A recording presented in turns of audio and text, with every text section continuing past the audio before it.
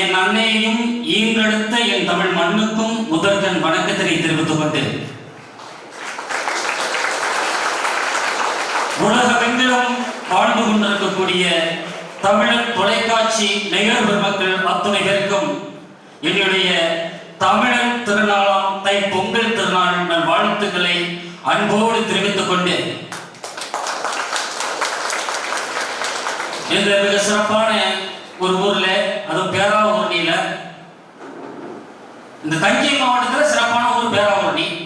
அந்த பேராவூரணியிலே ஒரு சிறப்பான ஒரு விஷயம் இருக்குன்னா ஒண்ணு, அருள்மிகு ஸ்ரீ நீலகண்ட விநாயகர் அவர்கள், அவருடைய ஆசை இருந்தா எங்க வேணுமாலும் நம்ம போயிட்டு இருக்கோம். அடுத்த சிறப்பு என்னன்னு சொன்னா, இந்த பேரை மண்ணை கல்வி கண் திறந்த மரியாதைக்குரிய ஸ்ரீ வெங்கடேஸ்வரா கல்வி குழுமத்தின் தலைவரும் மற்றும் ஏஆர்ஜே கல்வி குழுமத்தின் துணைத் தலைவர் மரியாதைக்குரிய டாக்டர் ஜீவன் ஐயநாதன் அவர்களுக்கும் இவங்க சிறப்பு. இந்த ஸ்ரீ வெங்கடேஸ்வரா கல்லூரியே மிக சிறப்பு. அதே போல இங்க பல சிறப்புகள் இருந்தாலும் மொழிகளுக்கு ஒரு நிகழ்ச்சி வைப்பாங்க. அது பேராவூரணிக்குனே சிறப்பு. உலகம்லாம் பேசக்கூடிய பேராவூரணியை பத்தி சிறப்பா பேசணும்னா மொழி விருது. இந்த மொழி விருதுனா எப்படி பண்ணுவாங்கன்னா, மொழி விருது சொந்தத்தில் இருக்கவங்களுக்கு கடன் கேட்டாலும் கொடுக்க மாட்டாங்க. ஆனா மொழி விருதுன்னு வச்சுட்டா பலாயிரக்கணக்கில் மொழி செஞ்சு ஏழையா இருக்கவங்க கூட பணக்காரனா உருவாக்கக்கூடிய ஒரு ஊர் அப்படின்னு சொன்னா இந்த பேராவூரணி. அப்படியாப்பட்ட பேராவூரணி மண்ணில இந்த பட்டிமன்றத்தை நடத்துவதில் நாங்கள் பெரும் மகிழ்ச்சி அடைகிறோம். இன்னைக்கு ஒரு அற்புதமான பட்டிமன்றம் தமிழர் தொலைக்காட்சியில இந்த பட்டிமன்றம் ஒளிபரப்பாகுது அப்படின்னு பாத்தீங்கன்னா நல்ல கலகலப்பான ஒரு தலைப்பு. ஏன்னா இன்னைக்கு தமிழர்களுடைய பண்பாடும் கலாச்சாரமும் பொங்குகிறதா, பொங்கல்ல எப்படி பொங்குதோ அதே போல தமிழர்களுடைய பண்பாடு கலாச்சாரம் பொங்குகிறதா இல்ல மங்குகிறதா அப்படின்னு பேசுறதுக்கு ரெண்டு சைடு வந்திருக்காங்க. இன்னைக்கு ஒண்ணு இல்லைங்க, ஒரு குழந்தை பிறந்துச்சுன்னா எப்படி தெரியுமா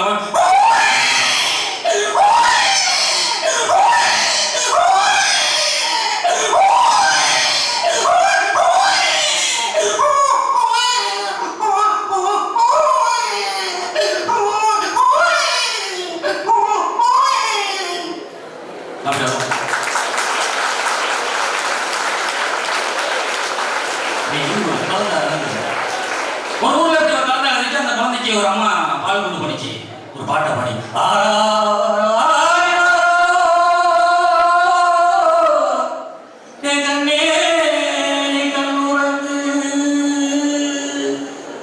அப்படின்னு பால் கொண்டு போனப்போ அந்த குழந்தை மறுபடியும் ஆகுது.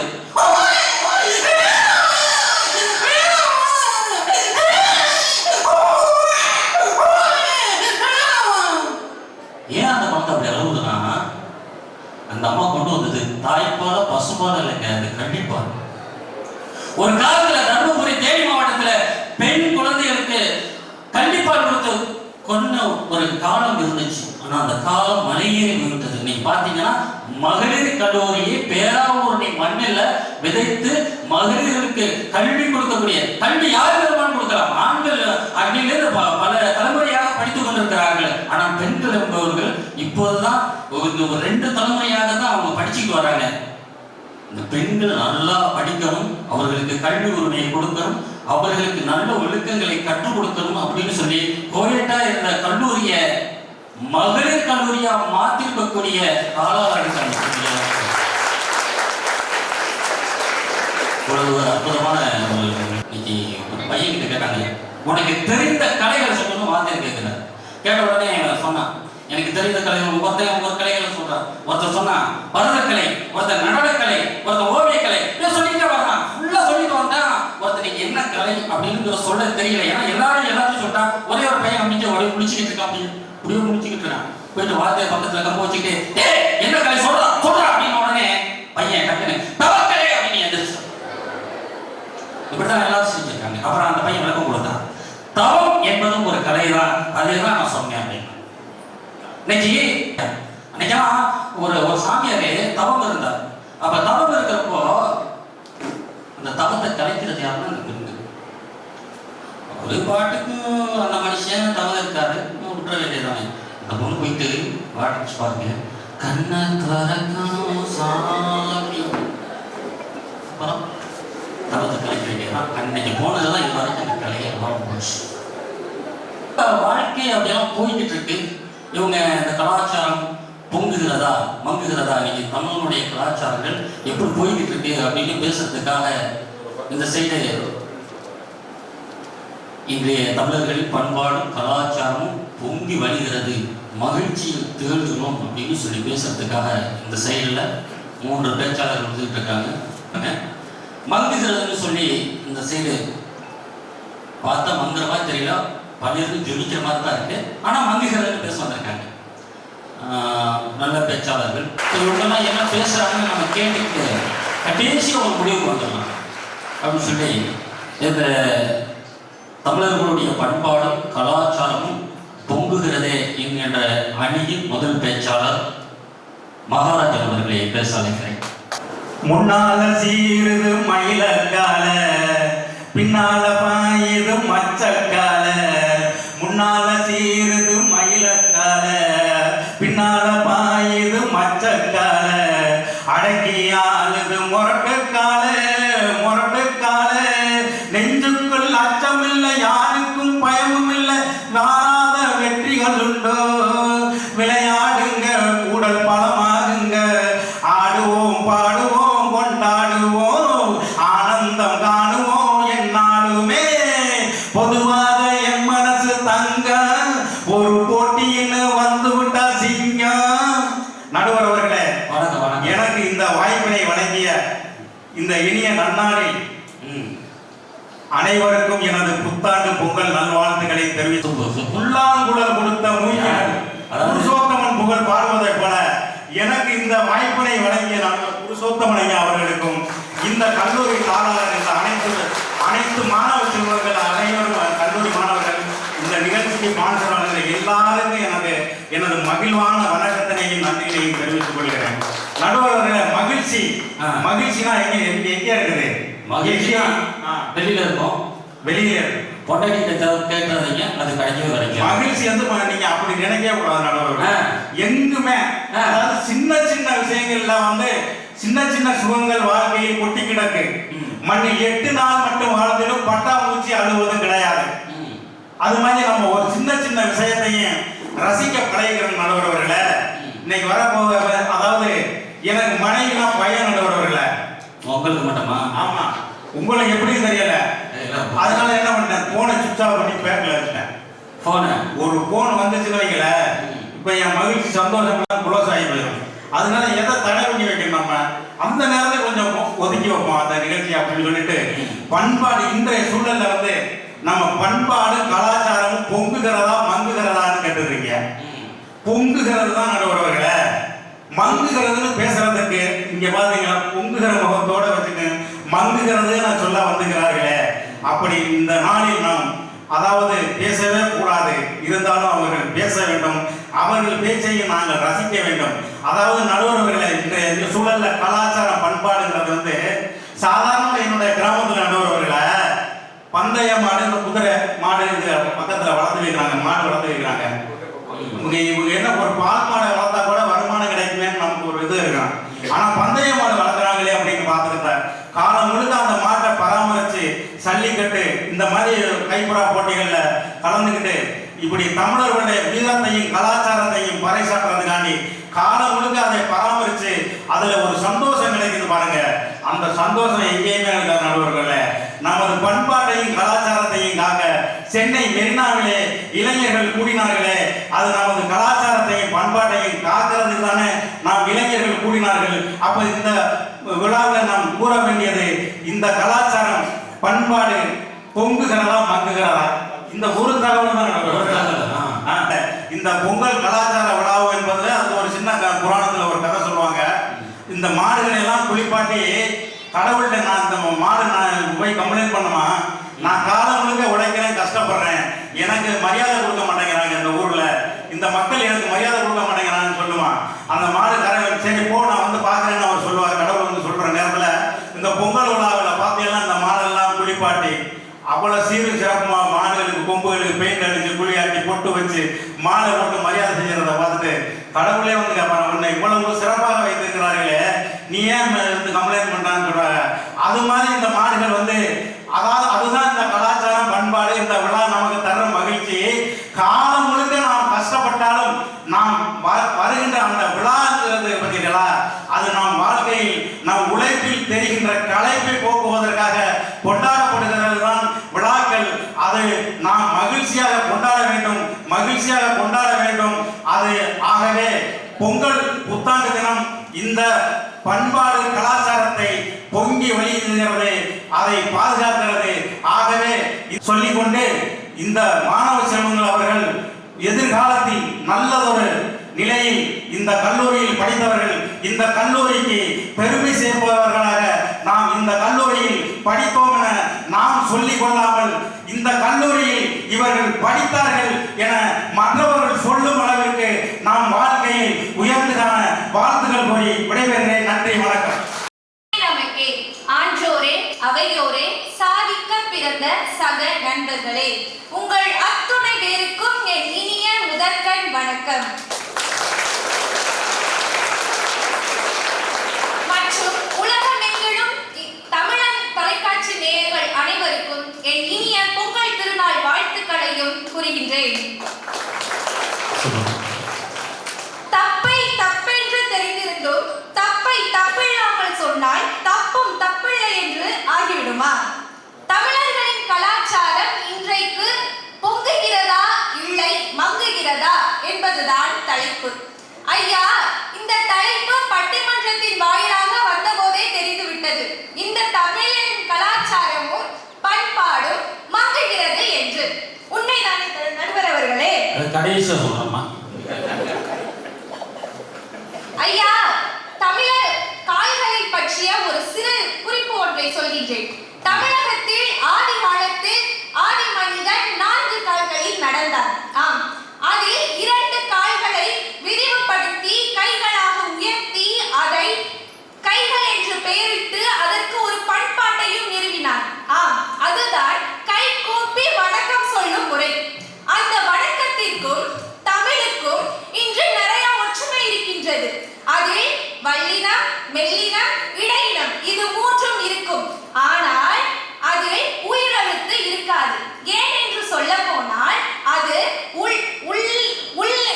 உள்ளிருந்து சொல்லக்கூடிய உயிரோடு சொல்லக்கூடிய வணக்கம் என்பதன் பொருளாகும்.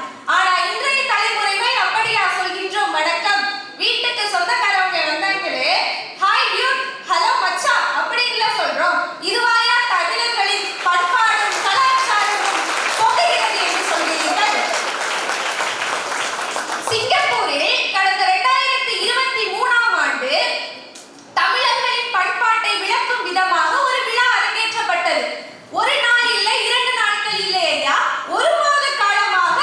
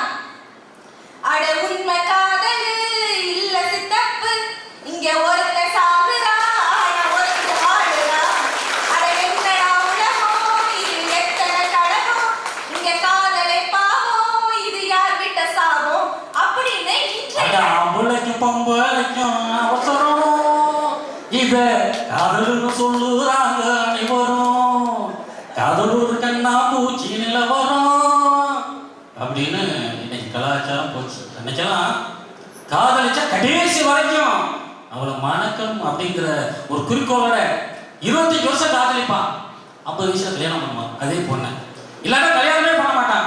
இன்னைக்கெல்லாம் தேவதாசை நீங்க யாராவது பார்த்துருக்கீங்களா? தேவதாசை போல. ஆனா தேவதாசி தாடி வச்சு ஒரு சரக்கோட அலைவார். இன்னைக்கு சரக்கோட அலையறவன் தான் அதிகமா இருக்கான், தாடியோட அலையறவன் வந்து அதிகம் இல்லை. ஆனா அலையறான், அந்த ஸ்டைலு. காதல் தோல்வி அடங்கி அவனும் அலைகிறது இல்லை. அருமையா சொல்லியிருக்காங்க, பேசுங்கம்மா.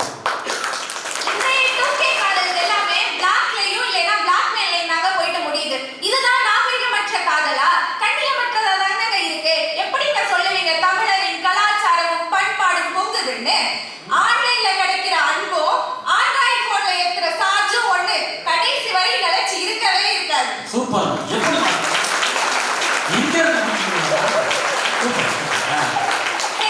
திருவிழான்னு எடுத்துக்கிட்டோம்னு வச்சுக்க, அங்க பண்பாடு இருக்கும், கலாச்சாரம் இருக்கும், நாகரிகம் இருக்கும். ஆனா இன்றைய 2K கிட்ஸ்ட போயிட்டு கேளுங்க, என்ன இருக்குடா? மாப்பிள்ள போனை கொண்டு வா, போட்டோ எடுக்கிறோம், வாட்ஸ்அப்ல ஸ்டேட்டஸ் போறோம், இன்ஸ்டால போஸ்ட் போறோம். திருவிழா முடியுதோ இல்லையோ எங்களுக்கு அப்லோட் கரெக்டா இருந்தா போதும். அதே மாதிரி போட்டோ எடுக்கிறோம், ஸ்டேட்டஸ் போடுறோம், சரக்கு போறோம், படுத்துறோம். இப்படி போயிட்டு இருக்கு. அதே மாதிரி தாங்க அந்த காலகட்டத்துல உணவுனா கம்பு கஞ்சினா ஆரோக்கியம்னு சொன்னாங்க, சாமை சாதம்னா சக்தின்னு சொன்னாங்க, வீட்டு சமையல்னா அன்பு அப்படின்னு சொன்னாங்க. ஆனா இன்றைய இளைஞர்கிட்ட படி கேளுங்க, ஃபாஸ்ட் ஃபுட்டுங்கிறான், சாஃப்ட் ட்ரிங்க்குங்கிறான், ஹோம் ஃபுட்னு கேட்டோம்னா டைமே இல்ல அப்படின்னு சொல்றாங்க. அப்படி இருக்கிறதுல உடம்பு தாங்க ஏறுது, ஆனா மரபு நல்லா தேயுதுங்க. அப்பெல்லாம் காலையில சீக்கிரம் எந்திரிக்கணும்னா அப்பா எழுப்பி விடுறாரு. ஆனா இப்போ அலாரம் ஆப் இருக்குங்க. நடைபயிற்சி செய்யணும்னா நண்பன்லாம் தேவையில்லை, இப்போ ஸ்டெப் கவுண்டர் இருந்தா போதும். அதே அம்மா சமைக்கலைன்னா இங்க ஸ்விக்கி ஆப் இருக்குங்க. அங்காளி பங்காளி கூட கொடுக்காத கடனை இன்னைக்கு என் ஃப்ரெண்டு பேடிஎம் ஆப் மூலமா கொடுத்துட்டு இருக்காங்க. இன்னும் சொல்ல போனா வழி தெரியலைன்னா அன்னைக்கு ஆட்டோக்காரனும் பேருந்து ஓட்டுநரும் வழி சொல்லிட்டு இருந்தாங்க. ஆனா இன்னைக்கு எங்களுக்கு கையை எடுத்தோம்னா கூகுள் மேப் இருக்கு. இப்படி ஆப்னு சொல்லிக்கிட்டு இன்றைய உறவுகளோடும் தமிழரின் பண்பாடும் கலாச்சாரத்திலிருந்து நம்ம எல்லாருமே இந்த தலைமுறை என்ன வைக்கிறோம் தெரியுமா? நல்ல ஆப்பு தான் வச்சுட்டு இருக்கோம். நிறைவா ஒண்ணு சொல்லி நான் விடைபெறுகிறேன். என்னன்னா, கர்நாடகால ஐடி கம்பெனில ஒரு கர்நாடகா பேருக்கு கீழே ஒரு ஆங்கில பேரை துணை பேரா சேர்த்திருக்காங்க. ஆனா தமிழ்நாட்டுல இன்னைக்கு அத்தனை ஐடி கம்பெனிலையும் ஆங்கில பேர் மட்டும்தான் இருக்கு. எங்கயாவது தமிழ் பேர் பார்த்திருக்கீங்களா? அப்படி பார்த்தீங்கன்னா சொல்லுங்க, நான் தமிழரின் கலாச்சாரமும் பண்பாடும் பொங்குதுன்னு சொல்றேன்.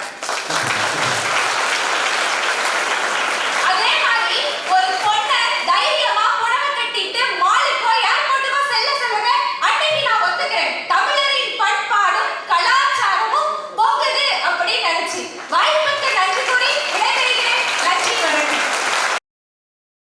மிக அற்புதமா அந்த கல்லூரி மாணவி சுப்புலட்சுமி அந்த உங்களுடைய வானிலையை அருமையா அவங்களுடைய கருத்துக்களை பதிவு பண்ணியிருக்காங்க. நல்ல செய்திகள் சொன்னாங்க. அதுதான் அவங்களுக்கு உள்ள ஒரு இந்த மாணவிகிட்டேருந்து ஒரு நல்ல செய்திகள் வருதுங்கிறது சாதாரண விஷயம் இல்லை. அற்புதமான செய்தியை சொல்லி அமர்ந்திருக்காங்க. இவங்களுக்கெல்லாம் பதில் சொல்லணும். இவங்களுக்கு பதில் சொல்றதுக்காக மன்னார்குடி நீடாமங்கலம் ஒரு பள்ளியிலே பணிபுரியக்கூடிய ஆசிரியை மரியாதைக்குரிய கவிஞர் வீர தமிழ் மகா அவர்களை பேச அழைக்கிறேன். இருந்தமிழே உன்னால் இருந்தேன் இமையோர் திருந்தமிழ்தம் என்றாலும் வேண்டேன் என்று என் அன்னையும் தமிழையும் வணங்கி இங்கு கூடியிருக்கக்கூடிய அனைத்து கல்விசார் தமிழ் உறவுகள் அனைவருக்கும் என் முதற்கண் முத்தான வணக்கத்தினை தெரிவித்துக் கொண்டு, காலம் பொன் போன்றது, கடமை கண் போன்றது. காலத்தை தவறவிட்டவன் அனைத்தையும் தவறவிட்டவன் என்று சொல்லுவார்கள். ஆகவே இன்றைய தினம் இந்த கால தாமதத்திற்கு என்னுடைய சிரம் தாழ்ந்த மன்னிப்பை வேண்டிக் கொண்டு உங்கள் அனைவரையும் காக்க வைத்தமைக்கு முதலில் என்னுடைய பொறுத்தல்ட என்று கேட்டுக்கொண்டு, இன்றைய கால சூழலில் கலாச்சாரமும் பண்பாடும் புரிகிறதா அப்படின்னு ஒரு அருமையான தலைப்பு. பொங்கல் சார்ந்த ஒரு சிறப்பு பட்டிமன்றம், அருமையான தலைப்பு. கலாச்சாரமும் பண்பாடும் இருக்கிறதுனாலதான் இந்த பட்டிமன்றத்தை பார்க்கறதுக்கு இவ்வளவு பேர் கூடியிருக்கிறாங்க. நடுவர் அவர்களே, இன்றைக்கு இருக்கக்கூடிய கலாச்சாரமும் பண்பாடும் என்னவென்று நமக்கு நன்றாகவே தெரியும். எதை நோக்கி இன்றைய இளைய தலைமுறை சென்று கொண்டிருக்கிறது என்பதும் நமக்கு நன்றாகவே தெரிந்த ஒன்றுதான். இன்றைக்கு ஒரு கல்வி குழுமத்துல நிறைய ஆட்டம் பாட்டம் கொண்டாட்டம்னு நம்ம நிறைய நிகழ்வுகள் பார்க்கிறோம். இருந்த போதிலும் பட்டிமன்றம் என்ற ஒன்றை எடுத்துக்கொண்டு இன்றைக்கு இத்தனை ஆசிரியர் பெருமக்களும் மாணவ செல்வங்களும் குழுமிருப்பதை பார்ப்பதற்கே கண்ணுக்கும் மனதிற்கும் மிகுந்த நிறைவாக இருக்கிறது, மகிழ்ச்சியாக இருக்கிறது. ஆக பண்பாடு என்பது என்ன, கலாச்சாரம் என்பது என்னங்கிறத முதல்ல நம்ம தெளிவுபடுத்தினோம். ஒருவனுக்கு ஒருத்தின்னு பேசினதா ஐயா போட்டுட்டு காமிச்சாங்க. என்ன பேசினாங்க அப்படிங்கிறத எனக்கு அறிந்து கொள்ள இயலவில்லை. ஆக ஒருவனுக்கு ஒருத்தி என்ற கொள்கையும் கோட்பாடும் பண்பாடும் இன்னைக்கு இல்லை. நம்முடைய பண்டைய கால இலக்கியங்களை எடுத்துக்கிட்டோம் அப்படின்னா அதுலயே அந்த மாதிரி வாழ்க்கையெல்லாம் இல்லை. நம்ம அது நம்முடைய பண்பாடா, அது நம்முடைய கலாச்சாரமா அப்படின்னா அதுவும் ஒன்றுதான். அதையும் தாண்டி இப்போ ஒரு உதாரணத்துக்கு ஜனவரி 6ஆம் தேதி ஒரு விழா கொண்டாடணும். இளைஞர்களுக்கு எல்லாம் தெரிஞ்சிருக்கோம். இன்னைக்கு நிறைய பேர் அணிஞ்சிட்டு வந்திருக்கீங்க. ஜனவரி 6ஆம் தேதி நாம் கொண்டாடிய வார விழா என்ன வார விழா? வேஷ்டி வார விழா. ஏன் அதை நம்ம கொண்டாடணும்? IAS அதிகாரி சகாயம் அவர்களால் முன்னெடுக்கப்பட்ட ஒரு நிகழ்வு. ஏன்? நம்முடைய கலாச்சாரத்தையும் பண்பாட்டையும் இளைய தலைமுறைக்கு கடத்த வேண்டும். என்ன வேஷ்டி கட்டுறதா அப்படின்னு உடனே கேட்கக்கூடாது. அதுவும் ஒன்று. இன்னைக்கு நம்ம எல்லாரும் எப்படி வந்திருக்கோம்? இந்த பட்டிமன்ற அவையில் இருக்கக்கூடிய தமிழ் உறவுகள் அனைவரும் எப்படி வந்திருக்கீங்க? ஒரே ஒரு ஐயா மட்டும் அவர் குழாய் அடிச்சுட்டு இருந்திருக்காரு. அது நமக்கு பிரச்சனை இல்லை. ஆக நம்முடைய கலாச்சாரமும் பண்பாடும் இது போன்ற சின்ன சின்ன விஷயங்கள்லாம் நம்ம மீட்டெடுத்துட்டு இருக்கோம். ஆனாலும் நம்ம வாழக்கூடிய வீடு மாறிடுச்சு. குடிசையில இருந்தோம், ஓட்டு வீட்டுல இருந்தோம், மாடி வீட்டுல இருந்தோம். நம்ம வாழ்க்கை முறை மாறிடுச்சு. நிறைய தொழில்நுட்பம் வளர்ந்துருச்சு. பொங்க வைக்கிறது மாறி இருக்கா? பொங்கல் வைக்காம இருக்குமா? இன்றைக்கு உலக நாடுகளில் எல்லா இடத்திலையும் வேரூன்றி இருக்கிறார்கள் நம்முடைய தமிழ் உறவுகள். எல்லா உலக நாட்டிலையும் தமிழர்கள் இல்லாத நாடே இல்லைன்னு சொல்லலாம். எல்லாருமே அமெரிக்கால பாத்தீங்கன்னா மினசோட்டான்னு ஒரு நகரம் இருக்குங்க. இன்னைக்கு கடைபிடிக்கிறாங்க. அமெரிக்கா பெரிய வளர்ந்த தொழில்நுட்பத்திலையும் பொருளாதாரத்திலையும் மேலோங்கி இருக்கக்கூடிய ஒரு நாடு. ஏன் அங்க இன்னைக்கு வரைக்கும் தமிழர் அந்த பாரம்பரிய முறையை பின்பற்றி பெரிய தலைவாழை இலை போட்டு நிறைய பொரியல், கூட்டு வகை, சாம்பார் அப்படின்னு சொல்லிட்டு நம்ம தமிழர்களுடைய அந்த உணவு பழக்க வழக்கத்தை அப்படியே இன்றைக்கும் கடைபிடிக்கிறார்கள். ஏன் கடைபிடிக்கணும்? அங்க இருக்கக்கூடிய தமிழர்கள் தமிழர்களுடைய கலாச்சாரத்தையும் பண்பாட்டையும் முன்னெடுத்து சென்று கொண்டிருக்கிறார்கள். தமிழ்நாட்டுல மட்டும்தாங்க தமிழுக்கு மதிப்பு இல்ல, கலாச்சாரத்தையும் பண்பாட்டையும் பின்பற்றது இல்லை.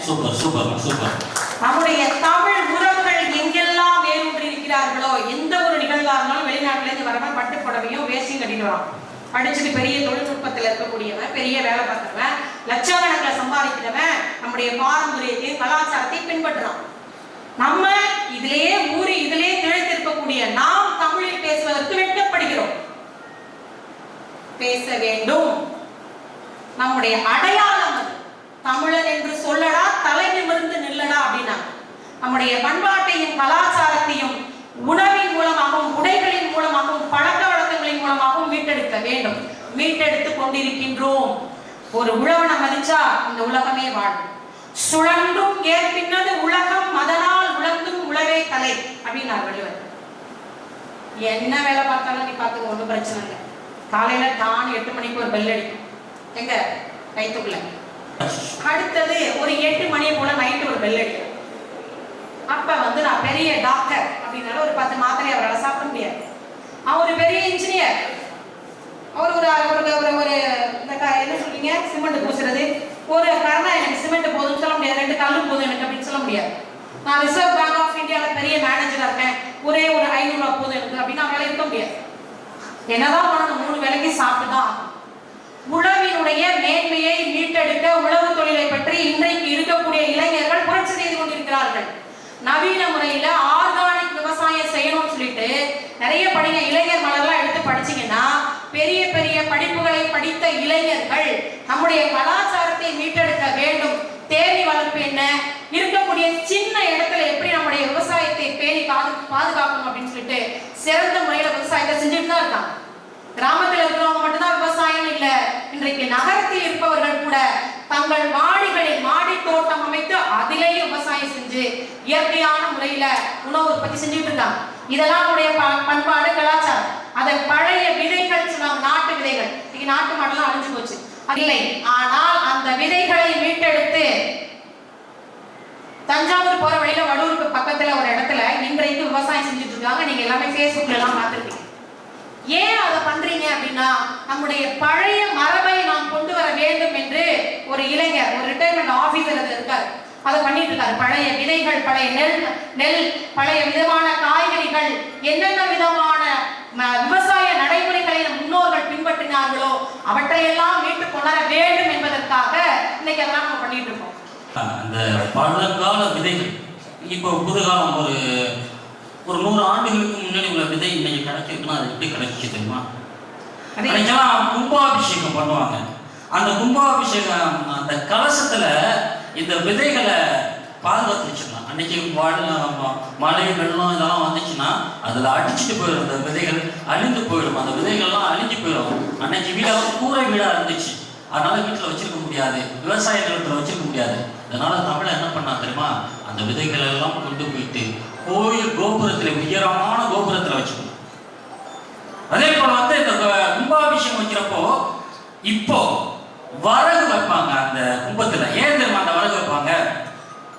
அந்த ஊர்ல இடி விழுந்துச்சுன்னா அந்த இடியை தாங்கக்கூடிய சக்தி அந்த வரகுக்கு இருக்கு.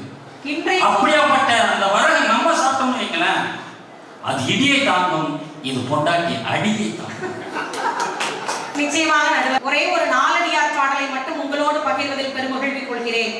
குஞ்சி அழகும் கொடுந்தான் கோட்டழகும், குஞ்சி அழகும் கொடுந்தான் கோட்டழகும், மஞ்சள் அழகும் அழகல்ல நெஞ்சத்து நல்லாமியாம் என்னும் நடுவு நிலைமையால் கல்வி அழகே அழகு. படிக்கிறவங்க எல்லாரும் வேலைக்கு போறது கிடையாதுங்க. படிக்கிறவங்க எல்லாரும் வேலைக்கு போறது கிடையாது. படிக்காதவங்க நிறைய பேர் சம்பாதிச்சிருக்காங்க. படிச்சவங்க அத்தனை பேரும் அறிவாளியும் அல்ல, படிக்காதவர்கள் அத்தனை பேரும் முட்டாள்களும் அல்ல. அதை உணர வேண்டும். கல்வி உங்களை மிகப்பெரிய உயரத்தில் அமர வைக்கும். நீங்கள் எல்லோரும் மாணவர்கள் என்பதனால் இதனை பதிவு செய்கிறேன். இந்த அருமையான வாய்ப்பை நல்கிய இந்த கல்வி குழுமத்தை சார்ந்த அத்துணை தமிழ் உறவுகளுக்கும் இந்த இனிய நேரத்தில் நகைச்சுவை நாயகர் உங்களுடைய நடுவர் அவர்களுக்கும் என் அணியினருக்கும் எதிர் அணியினருக்கும் அனைவருக்கும் மீண்டும் ஒருமுறை நன்றியை குறித்தாக்கிக் கொண்டு விடைபெறுகிறேன். நன்றி. கவிஞர் வீர மகா அவர்கள் மிக அற்புதமா பேசியிருக்காங்க, நல்லா பேசினாங்க, நல்ல கருத்துக்களை சொன்னாங்க, அருமையான கருத்துக்களை சொன்னாங்க. இதுக்கெல்லாம் பதில் சொல்றதுக்காக அவர்கள் பேசுறாங்க. சங்கம் கண்டவளே, தமிழாய் நின்றவளே, சந்தம் நிறைந்தவளே, தானாய் பிறந்தவளே, எங்கள் வள்ளுவர் இளங்கோ கம்பரன இயல் இசை நாடகம் தந்தவளே, முத்தமிழ் தாய்க்கு என் முதற்கண் வணக்கங்கள். கடலளவு கற்றிருந்தாலும் பருக்கை அளவும் செருக்கை அறியாத நடுவரவர்களே, எண்ணணியைச் சேர்ந்த பாச பறவைகளை, எதிரணியைச் சேர்ந்த திசை மாறிய பறவைகளை, மற்றும் இக்கல்லூரியின் தலைவர், செயலாளர், பொருளாளர், முதல்வர், துணை முதல்வர், பேராசிரியர்கள், அலுவலர்கள், மாதுளை முத்துக்கள் போல் அமர்ந்திருக்கும் மாணவ செல்வங்கள், நடுவர்களே, காலையில டீ போடுறதுக்கு பாலை ஊத்தி பாத்திரத்துல ஊத்தி அடுப்புல வச்ச பாலே பொங்கல, பண்பாடு கலாச்சாரமும் பொங்குன்னு பொங்குதாமே இந்த 3 பேருக்கும். எங்கெங்க பொங்குது? எங்களை பொறுத்த வரைக்கும் பண்பாடும் கலாச்சாரமும் நாசமா போய் ரொம்ப நாளாச்சு. இப்ப உட்கார்ந்துட்டு பொங்குதுன்னா எங்கெங்க பொங்குது?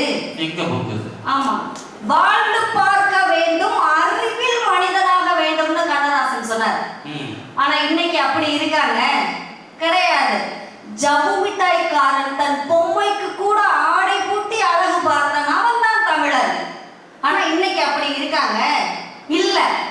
வயது வந்த குமரிக்கு லெகின்ஸும் ஜெகின்ஸும் ஜீன்ஸும் போட்டு 5 வயது குமரிக்கு ரெடிமேட் சேரி போட்டு அழகு பார்க்கும் பண்பாடு தான் உங்களது பண்பாடு.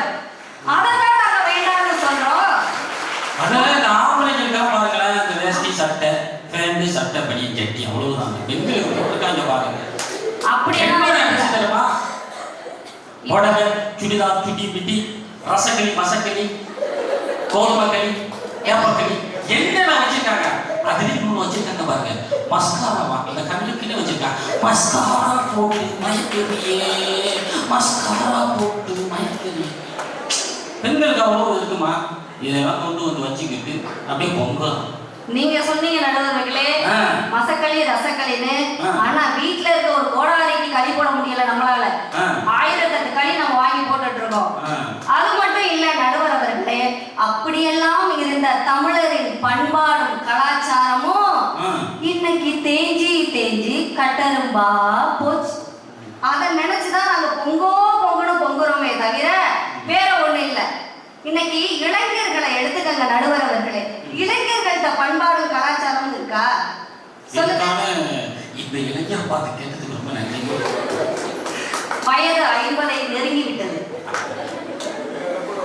அவர்களுடைய பண்பாடு எப்படி தெரியுமா இருக்கு நடுவர் அவர்களே அரட்டை எங்கள் தேசிய மொழி சினிமா எங்கள் தேசிய கூடம் செல்போன் எங்கள் தேசிய உரிமை மோட்டார் பைக் எங்கள் சர்க்கஸ் கூடம் டாஸ்மார்க் எங்கள் வீடு மாமியா முருகாதா சோறு அப்படிங்கிற நிலைமையில இப்ப போய்கிட்ட இருக்கு இப்ப வந்து 3 பேரும் உட்கார்ந்துட்டு பொங்குதுன்னா உங்களுக்கு ஒண்ணு தெரியுமா நடுவர்களே மாட்டேங்குது தெரியுமா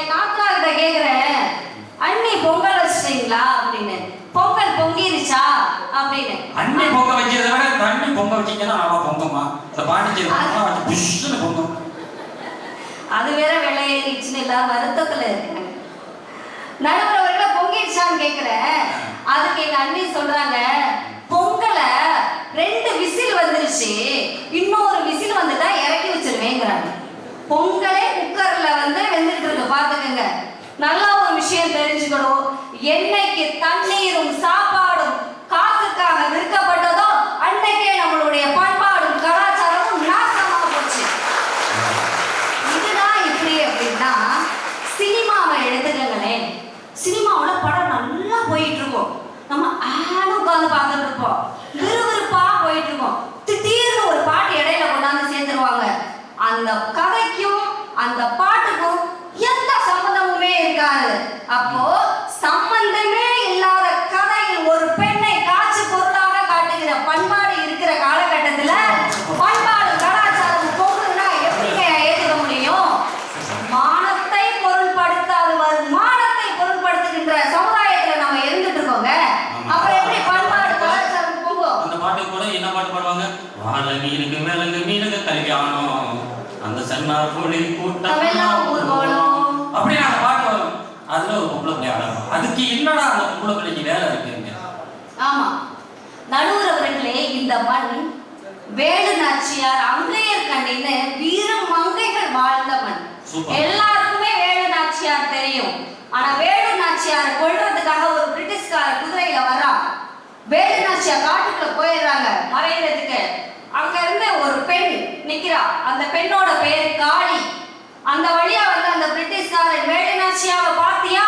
அப்படின்னு கேக்குறார் பார்த்தேன் என்றார் எந்த வழியா போனாங்க சொல்லு அப்படின்னாரு சொல்ல முடியாதுன்னா எடுத்தா வாழ வெட்டினா 2 பாதியா அதுதான் வெட்டு உண்டால் காளி இன்னைக்கு சிவகங்கை மாவட்டத்துல பேர் மருவி வெட்டுடையா காளின்னு ஒரு கோயிலே இருக்கு எல்லாரும் வணங்கிட்டு இருக்கோம் அந்த கோயில வேலு நாச்சியார் தான் அவங்களுடைய தியாகத்துக்காக கட்டினாங்க அப்படி அந்த கட்டினாங்கல்ல வெட்டுடையா காளி ஆனா நம்ம மக்கள் எப்படி நம்ம பிடிக்காங்க நமக்கு எவன் பிடிக்கலையோ அவங்க கிட்ட காசு வெட்டி போட்டு நாசமா போகணும் அதுக்கு பேர் வெட்டுடையா காளின்னு வச்சிருக்காங்க உண்மைதான் தியாகத்துக்காக கட்டணும் இங்க பல விஷயத்துக்காக பயன்படுத்துறோம் அதே போல அங்கையர் கண்ணின்னு ஒரு பெண் தன் இனத்தை அழிக்க வர்றாங்க அப்படிங்கிறத தெரிஞ்சு அந்த பெண் கடலுக்குள்ள வெடிகுண்ட உடம்புல கட்டிக்கிட்டு 36 கிலோமீட்டர் 3 நாட்களாக ராப்பகலா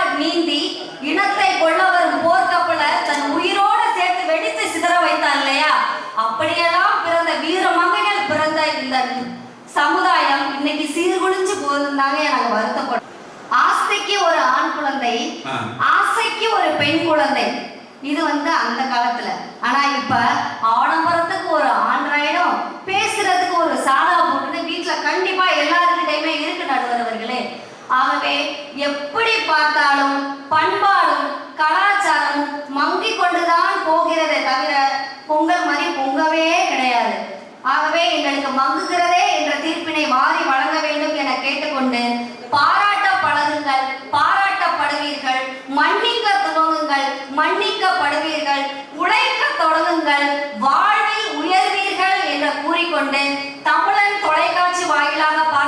கொண்டிருக்கும் அத்துணை நல் உள்ளங்களுக்கும் புத்தாண்டு பொங்கல் தின நல்வாழ்த்துக்களை தெரிவித்து தந்த வாய்ப்புக்கு நன்றி பாராட்டி விடைபெறுகிறேன். நன்றி, வணக்கம்.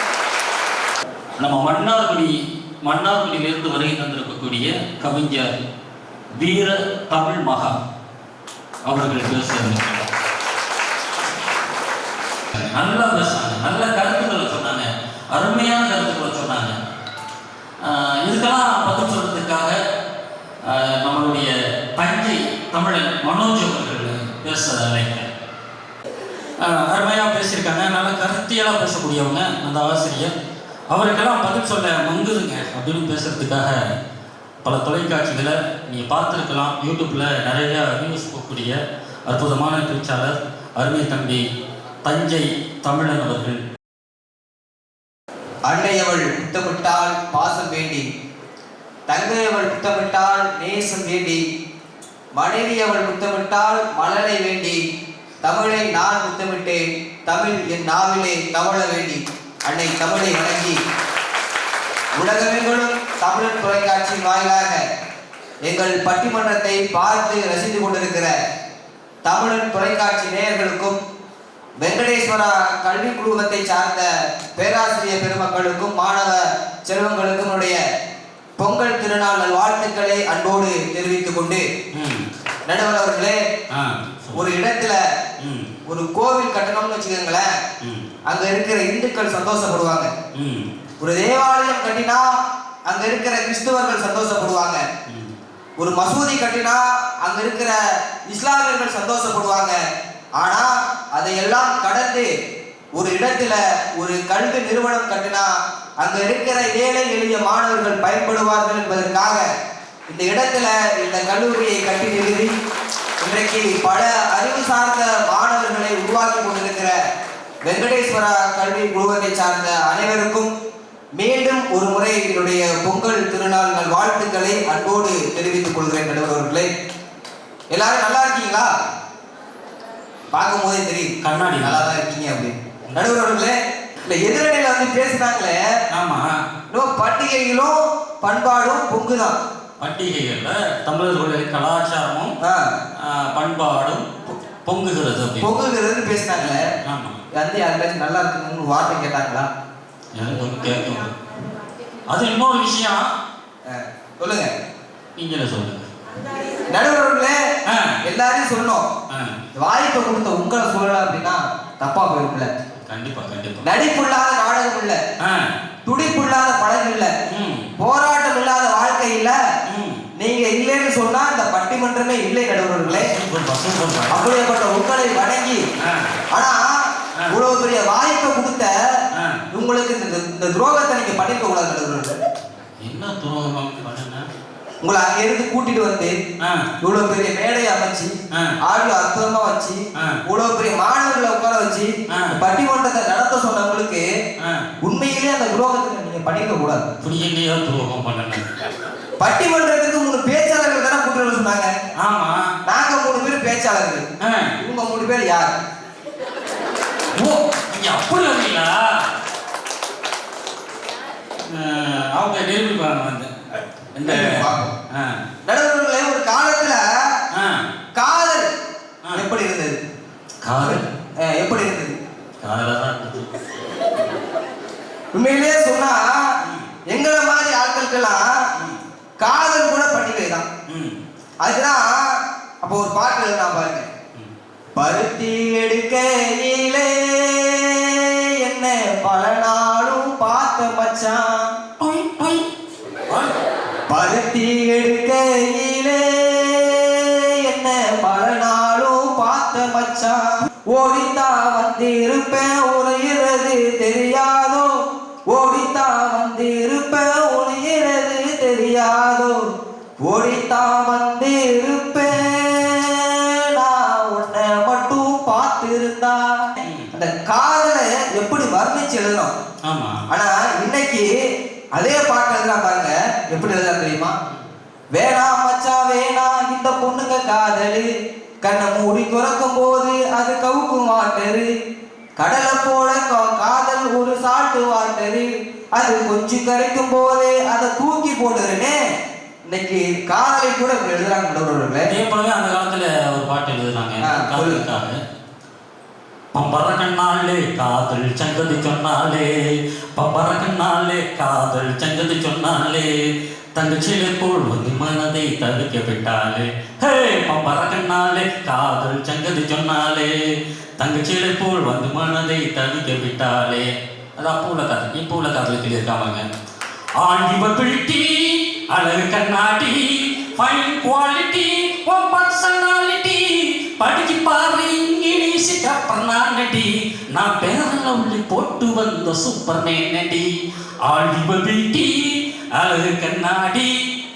அன்னைக்கு உள்ள காதல் அப்படி இருந்துச்சு, இன்னைக்கு உள்ள காதல் இப்படி அப்படி மாறி போச்சு. உண்மையிலே சொன்னா நீங்க கூட தொடக்க உரையில சொன்னீங்க, அந்த காலத்து காதல் எல்லாம் 20 வருஷம் காதலிச்சாங்க, 50 வருஷம் ஆனாலும் காத்திருந்து கல்யாணம் பண்ணாங்க அப்படின்னு.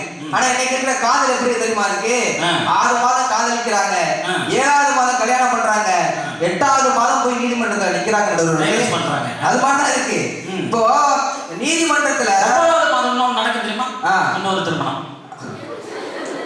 அந்த காலத்துல பெண்கள் வந்து நெத்தியில பொட்டு வைப்பாங்க நடுவர்களே. ஆமா, அழகா ஒரு பக்கம் பாவு எடுத்து இந்த பக்கம் ஒரு வாரம் இந்த பக்கம் எடுத்து நடுவுல வந்து பொட்டு வைப்பாங்க. உண்மையிலே அந்த பொட்டு எதுக்கு தெரியுமா வச்சாங்க? ஒரு பக்கம் நம்முடைய குடும்பத்தையும் இன்னொரு பக்கம் புகுந்த வீட்டையும் எந்த பிரச்சனை வந்தாலும் செத்த சிந்தியாவத்தையும் காப்பாத்துவோம் அப்படின்றதுக்காக தான் அந்த பொட்டு வச்சாங்க நடுவர்களே. ஆனா இன்னைக்கு யாராவது அந்த பொட்டு வைக்கிறாங்களா? வைக்கிறது. இன்னைக்கு இதெல்லாம் மறந்துவிட்டவங்க வந்து பொங்கு பேசலாம் பண்றவர்களே. உண்மையிலேயே அந்த காலத்து பண்டிகை வந்து எப்படி தெரியுமா இருந்துச்சு? தாத்தா பாட்டி மாமா அத்தை இப்படி உறவுகளோடு கூட்டு குடும்பமா அந்த பண்டிகையை கொண்டாடுறவர்களே. ஆனா இன்னைக்கு பாருங்க, ஒரு வீட்டுல 2 பேர் இருக்கிறதே கஷ்டமா இருக்கு.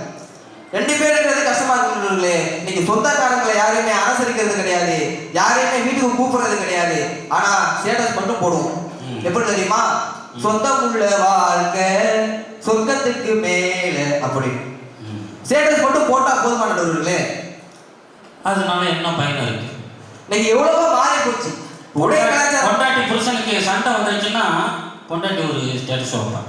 அவன் பிரச்சனை சொல்ற மாதிரியே ஒரு வீடியோ எடுத்து வச்சிருப்பான். அதை புருஷன் பார்த்துட்டு அதுக்கு ஒரு பதில் சொல்லுவான். புருஷக்காரன் அவனுடைய பிரச்சனையை அவன் போடுவான், பொண்டாட்டி பார்த்துட்டு அதுக்கு ஒரு சிரிப்பு சிம்பிள். இப்படியே அன்னைக்கெல்லாம் சண்டை வந்துச்சுன்னா பேசி சமாதானம் ஆகுங்க. இப்போ எல்லாம் பேச வேண்டியதில்லை, ஸ்டேட்டஸை பார்த்தே சமாதானம் ஆகிடுறாங்க. அந்த அளவுக்கு மாறி போச்சு நம்முடைய கலாச்சாரம். உண்மையிலேயே எங்கள் அணியில் வந்தவங்க உடை கலாச்சாரத்தை பற்றி பேசினாங்க. எவ்வளவு இந்த உடை கலாச்சாரம் எவ்வளவு மாறி போச்சு. வெளியே அப்பெல்லாம் போன பெண்கள் வந்து அவங்க அம்மா கிட்ட கேட்டாங்கம்மா, வெளியே போனோமா புடவை கட்டவா இல்லை சுடிதார போடவா அப்படின்னு கேட்டு போட்டுட்டு போனாங்க. அப்புறம் காலம் மாறி போச்சு, கலாச்சாரம் மாறி போச்சு. அதுக்கப்புறம் ஒரு 10 ஆண்டுக்கு அப்புறம் வெளியே போனாங்க, வா வெளியே போறோமா லெகின்ஸ் போடவா இல்லை ஜீன்ஸ் போடவா அப்படின்னு கேட்டுட்டு போட்டுட்டு போனாங்க.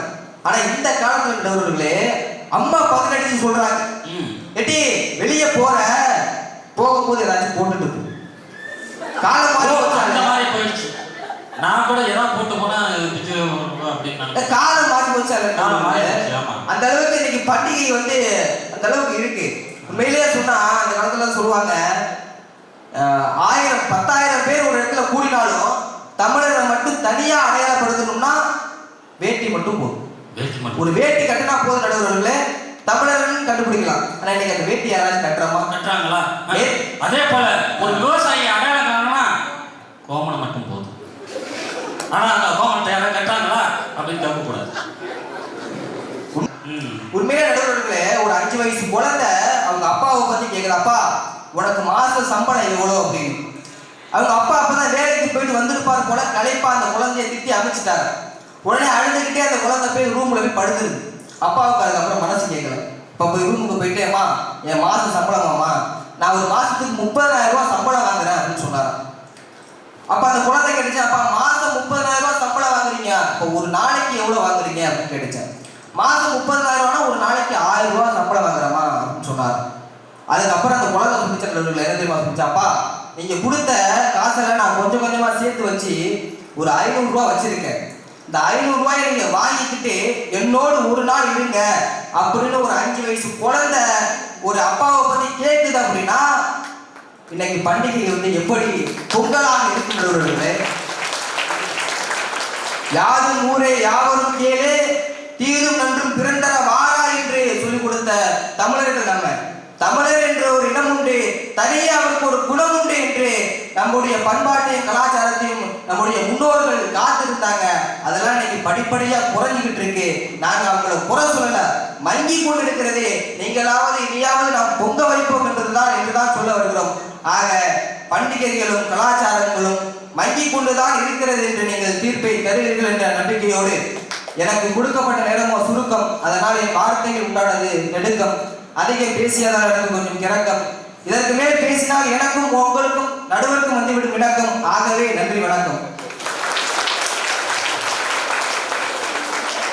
இன்னைக்கு இந்த தமிழர்களுடைய பண்பாடும் கலாச்சாரமும் இன்னைக்கு மங்கி கொண்டிருக்குன்னு தம்பி அருமையா பேசிட்டு போனாரு. அவருக்கு பதில் சொல்றதுக்கு இந்த கல்லூரியுடைய துணை முதல்வர் மரியாதைக்குரிய டாக்டர் வனிதா அவர்கள் பேச வருகிறார். தித்திக்கும் தேன் தமிழ் திக்கட்டும் பரவட்டும் என் தமிழ் அன்னைக்கு முதற்கண் வணக்கம்.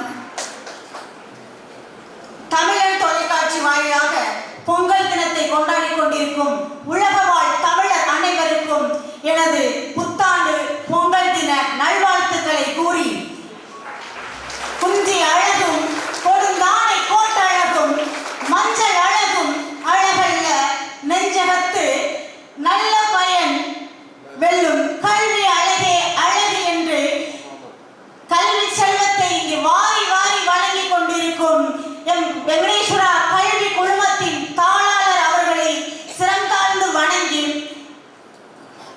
நடுவர் அவர்களே பேசலாமா?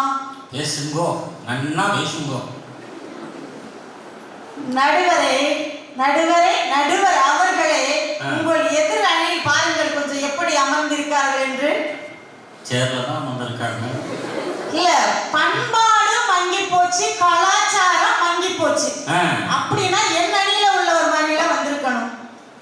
அங்கே உடையை பாருங்கள், அவர்கள் வந்த உடனே ஒரு பெரிய கும்பிடு. அது நம்ம பண்பாடு இல்லையா? இல்லையா? தம்பி இந்த பக்கம் ஒரு கும்பிடு, இந்த பக்கம் ஒரு கும்பிடு, அது நம்ம கலாச்சாரம் இல்லையா? வர தேர்தலில் பிரசிடண்ட்டுக்கு நிற்க போறாங்களா, அதுக்கு ட்ரைனிங் எடுத்துருக்காரு. அதை ஒரு பண்பாடுன்னு சொல்றீங்க.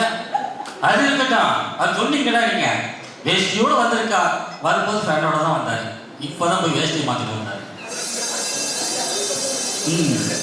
அதாவது மங்குகிறது அப்படின்னு பேச வந்துட்டு பொங்குகிறதுங்கிற எளிய தோற்றத்தோட உட்கார்ந்துருக்காங்களே, எப்படி ஐயா நம்ம வந்து பாராட்டாம இருக்கிறது? போலிகளை கண்டு ஏமாற வேண்டாம். பேசுங்க. அதாவது மன்னிப்பு கொடுக்கிறது நம்மளுடைய பண்பாடு. இவங்க பேசிட்டாங்க, பரவாயில்ல மன்னிச்சிருவோம், அது நம்மளுடைய பண்பாடு இல்லையா? இதே மன்னிப்பு உங்க வீட்டுக்காரருக்கு நீங்க அப்ப அடிக்கடி கொடுக்கணும். ஐயா, பொய்யிலே பிறந்து பொய்யிலே வளர்ந்து புலவர் பெருமானாக அமர்ந்திருக்கக்கூடிய 3 பேரையும் எங்கள் கல்வி குழுமத்து சார்பாக வரவேற்று, அழகிலே பிறந்து அறிவிலே சிறந்து பண்பாட்டிலே சிறந்து கலாச்சாரத்திலே சிறந்திருக்கூடிய எங்கள் அணியினரையும் அடுத்ததாக கண்ணாடி எடுத்து அவங்க கிட்ட காட்டுங்க. கண்ணாடி வெடிச்சுக்கணும். அந்த நடுவரை போற்றாம பேச்சுக்குள் போகக்கூடாது. அதுக்கு வாங்கம்மா, அதுதானே முக்கியம். நல்ல நடுவர், நகைச்சுவை நடிகர், மிமிக்ரி பண்றது அப்படின்னா எங்க சாருக்கு நிகர் அடுத்து இல்ல. நான் 2வது மேடையில ஐயாவை சந்திக்கிறேன். ஐயாவுடைய இந்த குழந்தையுடைய குரலோசை கேட்டு நான் அடிக்கடி அப்படி வியந்து போவேன். இங்கிட்டு கத்துறாரு, உள்ள எதுவும் மைக் எதுவும் செட் பண்ணிருக்காரா என்னன்னு தெரியல, ஒரு பயத்தை கேட்டாங்க. வயிற்றுக்குள்ள புள்ளதான் இருக்கா அப்படின்னு கேட்டாங்க. இல்ல இல்ல, சில பேர் மைக் வாய்க்குள்ள அடித்தொண்டைய போட்டு ரெக்கார்டு பண்ணிட்டீங்களாங்கிற ஒரு இது. நல்ல நடுவர், கலர் சட்டையெல்லாம் போட்டு வந்திருக்கிறாரு பாத்தீங்கன்னா. இல்ல, பல பேருக்கு சந்தேகம், அந்த அம்மா முதல்ல யாரோ ஒருத்தர் நடுவர்னு அரங்கேற்றம் பண்ணாங்களே, இப்ப ஒருத்தர் உட்கார்ந்துருக்காரு அப்படின்னு. ஒண்ணு இல்ல, போய் டக்குனு சட்டையை மாத்திட்டு வந்தாரு. ஐயா, சட்டையை மாத்துற மாதிரி தீர்ப்பு அப்படியே கரெக்டா மாத்திருங்க.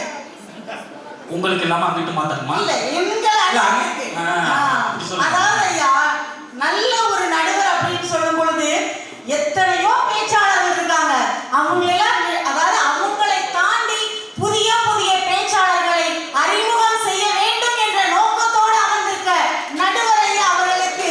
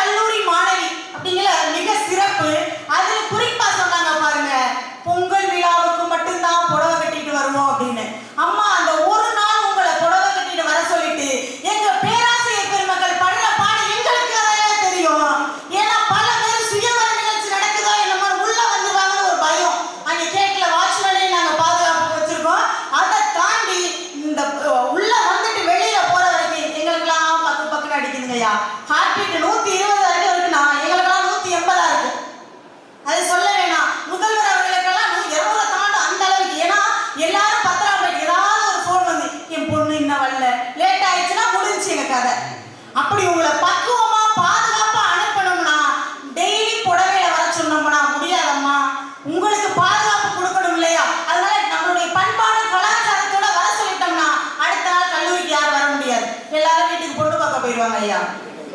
சூப்பர்மா. இப்ப சொன்னீங்களா இதுதான் பெண்களுக்கு அழகே அந்த புடவை தான். அந்த பண்பாடு இருக்குல்ல. ஏன்னா பார்க்கும்போது சுடிதார்ல பார்த்தோட இது செட் ஆகுது மச்சான் வா மச்சான்ட்டு போறாங்க. ஐயா உங்களுக்கு தெரியுமா வண்டியில நான் காலேஜ் வரப்ப டெய்லி உயிரை கையில பிடிச்சிட்டு வரேன். எனக்கு பின்னாடி வரவன் மாடி மேல வந்துட்டு இருக்கான். நான் வண்டியை சொல்ல தம்பி ஸ்லோவா போப்பா அப்படின்னு. ஏன் போடா போடா அந்த பிள்ளை போயிடுச்சு போடா போடா போடா அப்படின்னு சொல்லி போயிட்டு இருக்காங்க. ஏன்னா அப்படி திரும்பிட்டு வருவான் பாருங்க. அந்த பிள்ளைய பார்க்கறப்ப தான் டக்குன்னு அப்படி வண்டி இப்படி சர்க்கஸா அடிப்பான் பாருங்க. அதுலயும் ஒரு சில பேர் அடிப்பே வண்டி முன்னாடி தூக்கிடுமா. அப்படி தூக்குறப்பையா அப்ப அதனுடைய சாப்பாட்டு முறைகள் என்னன்னு கேளுங்க ஐயா. 3 முறை தொழில நஷ்டம் வந்தாலே தொழிலை இழுத்து மூடிட்டு போற தொழிலாளிகள் மத்தியில 30 முறை நஷ்டம் வந்தாலும் அந்த சேத்துல கால் வைக்கிறான் பார்த்தீங்களா விவசாயி, அவன் தாங்க ஐயா நம்மளுடைய பண்பாட்டை கலாச்சாரத்தை நிலைநிறுத்திட்டு இருக்கான். அடுத்ததாக என் தோழி அன்புக்கு அரசு. அதாவது பொங்கல் வச்சாங்களாம். பொங்கலையா இந்த அம்மா பொங்குது. எனக்கு பொங்கல் வச்சேன் பொங்கல். முதல்ல இந்த அம்மா அடுப்பை பத்த வச்சுச்சாயா. அடுப்பை பத்த வச்சாதானே பொங்கல். அடுப்பே பத்த வைக்கிறதுல பொங்கல் வைக்கணும்னு வைங்களேன். அதுக்கு முன்னாடி செங்கல் வைக்கணும். அது மேல பொங்கல் வைக்கணும் ஐயா. அடுத்து சொன்னாங்க எங்க மாணவர்களை பார்த்து ஐயா மாணவர்கள் சக்திக்கு ஈடு இணையே இல்லை தெரியுங்களா. தடை அதை உடை அப்படின்னு சொல்ற அளவுக்கு மாணவருடைய சக்தி மிகுந்த சக்தி. மாணவரை பத்தி சொன்னா நம்ம பேசிதானே ஆகணும். பேசாம விட முடியாது இல்லையா. அந்த மாணவர் நல்ல மாணவர்களை பத்தி நீங்க பேசுறப்ப எனக்கு பெருமையா இருக்கு. ஆமாங்க ஐயா நீங்க நல்ல மாணவர் தான். அதனாலதான் இந்த ப்ளூ கலர் சட்டையில உட்காந்துருக்கீங்க. அதனால பார்க்க பெருமையா இருக்கு ஐயா.